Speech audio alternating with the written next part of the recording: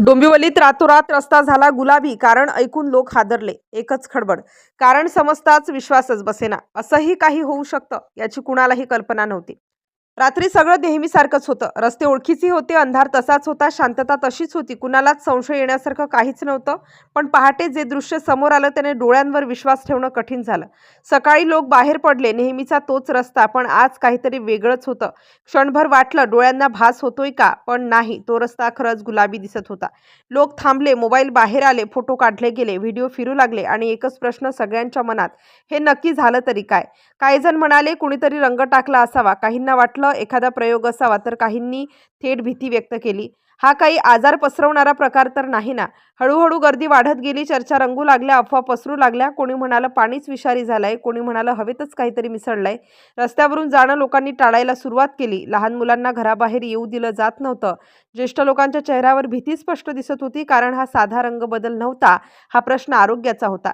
जसा वेळ पुढे सरकला तशी अस्वस्थता वाढत गेली. आज रस्ता गुलाबी, उद्या काय? हा प्रश्न अनेकांच्या मनात घर करून बसला. कुणीही लगेच उत्तर देत नव्हतं, कुणालाच नेमकं कारण सांगता येत नव्हतं आणि जेव्हा उत्तर मिळत नव्हतं तेव्हा अजून भीती वाढत होती. नंतर काही हालचाली सुरू झाल्या. काही लोकांनी चौकशी सुरू केली. रस्त्याच्या कडेला लक्ष गेलं आणि तिथे काही विचित्र दिसू लागलं. रस्त्याच्या बाजूला साठलेला एक गाळ नेहमीपेक्षा वेगळा, रंगाने वेगळा, वासनेनेही वेगळा, वासानेही वेगळा. लोक जवळ गेले नाहीत, कोणी हात लावायची हिंमत केली नाही, कारण कुणालाच माहीत नव्हतं हा गाळ नेमका काय आहे. हळूहळू एक गोष्ट स्पष्ट होत गेली. हा प्रकार नैसर्गिक नव्हता, हा अपघातही नव्हता, कुठला तरी मानव निर्मित गोंधळ होता. मग चर्चा अजून गंभीर झाली. असं काही रस्त्यावर येऊच कसं शकतं? कोणाच्या निष्काळजीपणामुळे हे घडलं? याचा परिणाम लोकांच्या शरीरावर होणार का?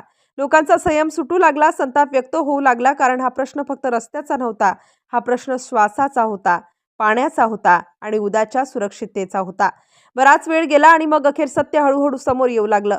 जे गुलाबी दिसत होतं तो कुठलाही रंग नव्हता, तो कुठलाही प्रयोग नव्हता, तो कुठलाही खेळ नव्हता. तो होता गटारातून बाहेर आलेला रासायनिक गाळ. रस्त्याच्या कडेला साठलेला हा रासायनिक गाळ, त्यावर पाणी टाकण्यात आलं आणि तेच रसायन पसरत पसरत संपूर्ण रस्त्याला गुलाबी रंग देऊन गेलं. क्षणात सगळं स्पष्ट झालं आणि त्याच क्षणी लोक अजूनच हादरले. कारण हा गाळ म्हणजे थेट विषारी घटकांनी भरलेला धोका होता, जो थेट लोकांच्या रोजच्या आयुष्यात शिरला होता.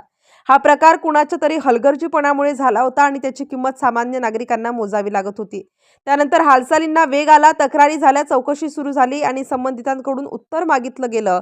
रस्त्यावर साचलेला तो रासायनिक गाळ तातडीने उचलण्याचे आदेश देण्यात आले आणि अशी चूक पुन्हा झाली तर गंभीर परिणाम असतील, असा थेट इशाराही देण्यात आला. पण तो गुलाबी रस्ता लोकांच्या मनातून अजूनही गेलेला नाही, कारण प्रश्न अजूनही तोच आहे.